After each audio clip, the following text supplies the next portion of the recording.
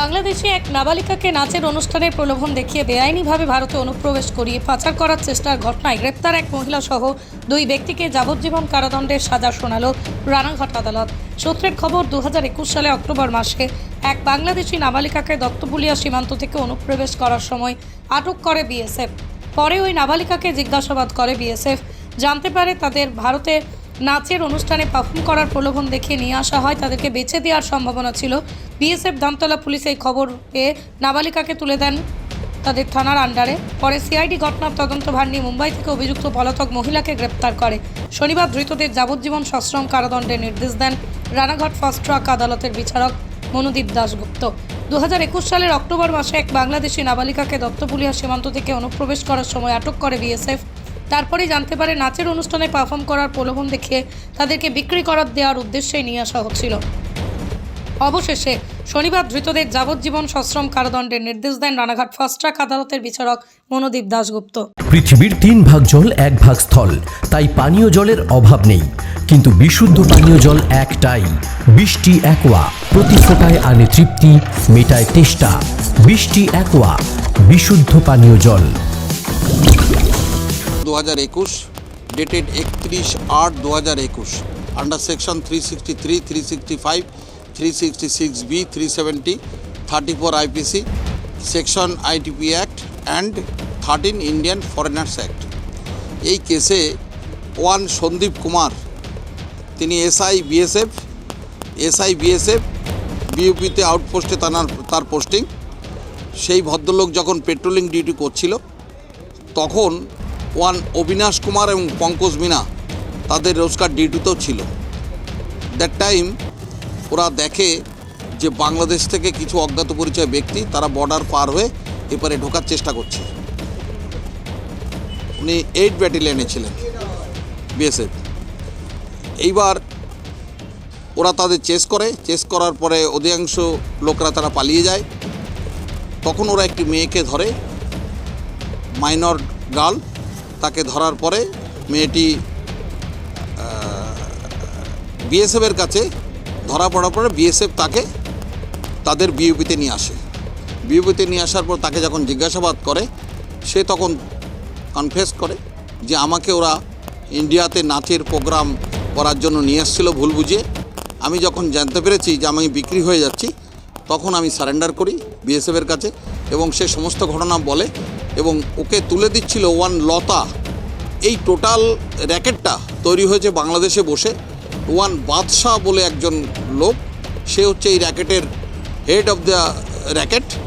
তিনি তার ওয়াইফকে দিয়ে এই মেয়েটিকে পাচার করছিল ইন্ডিয়াতে, ভুল বুঝিয়ে একটা নাচের প্রোগ্রাম করতে হবে। কিন্তু অ্যাকচুয়ালি তাকে বিক্রি করা হচ্ছিল পতিতাবৃত্তি করার জন্য।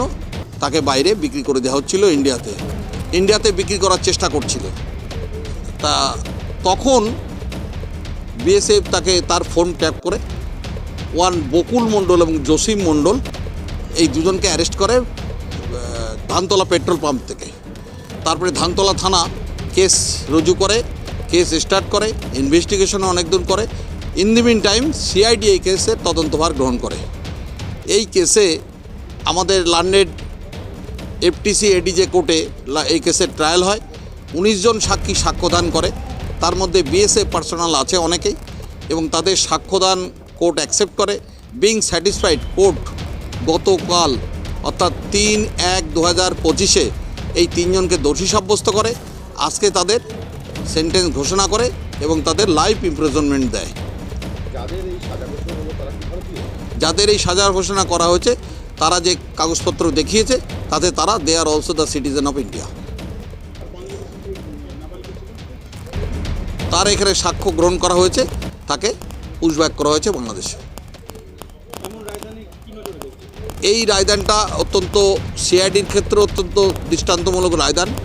সিআইডি রানাঘাট আদালতে এই প্রথম সিআইডির একটা কেসে লাইফার হলো, এবং যে সমস্ত সেকশনে কোর্ট এই কেসে লাইফার দিয়েছেন তার মধ্যে 363-34 দিয়েছেন 7 ইয়ার্স 10,000 টাকা জরিমানা। 120Bতে দিয়েছেন লাইফ ইমপ্রিজনমেন্ট 10,000 টাকা জরিমানা। 365/34 দিয়েছেন 7 ইয়ার্স কনভিকশন 10,000 টাকা জরিমানা। 360B sub class B and 34-এ দিয়েছে লাইফ ইমপ্রিজনমেন্ট 10,000 টাকা জরিমানা। 370 সাব ক্লাস 4/34-এ দিয়েছে লাইফ ইমপ্রিজনমেন্ট এবং 10,000 টাকা জরিমানা। সমস্ত সাজা একই সঙ্গে চলবে।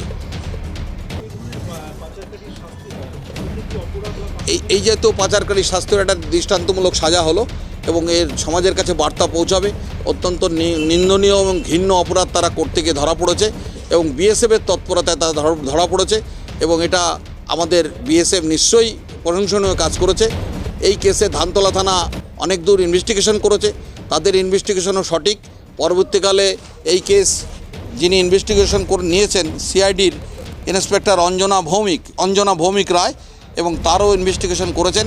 ইনভেস্টিগেশনে যে সমস্ত সাক্ষীরা সাক্ষী দিয়েছে, যারা কোর্টে এসে তাদের সাক্ষীরা সাক্ষ্যদান করেছেন, বিং স্যাটিসফাইড কোর্টে সাজা দিয়েছেন। এবং আমি মনে করি পুলিশ, সিআইডি এবং যারা বর্ডারে আছেন বিএসএফ, তারা তাদের কর্তব্য সঠিকভাবে পালন করেছে। আমার নাম অপূর্ব কর ভদ্র, আমি additional PP Ranaghat, ADJ, FTC court, ADJ court. Maa Manusha builders MMB distributor, Nadia জেলার সব থেকে বড় বিল্ডার্স মা মনুষা বিল্ডার্স, রড ও সিমেন্টের পাইকারি ও খুচরো বিক্রেতা। আমাদের ঠিকানা পদ্মবিলা ঠাকুরবাড়ি, চাকদা, নদিয়া। থেকে বড় English medium school JRS public school প্রায় 35 বিঘা জমির ওপর গড়ে উঠেছে বিশাল campus.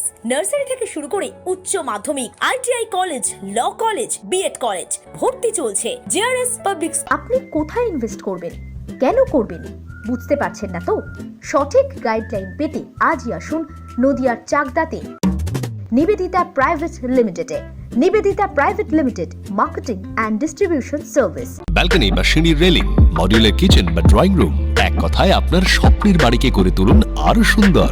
Chakdah ply centre, gorgeous look বা কোয়ালিটি সবেতেই number 1। Chakdaha ply centre, Chakdaha ply centre, KBM, Chakdaha, Nadia. হোমওয়ার্কটা করেছো?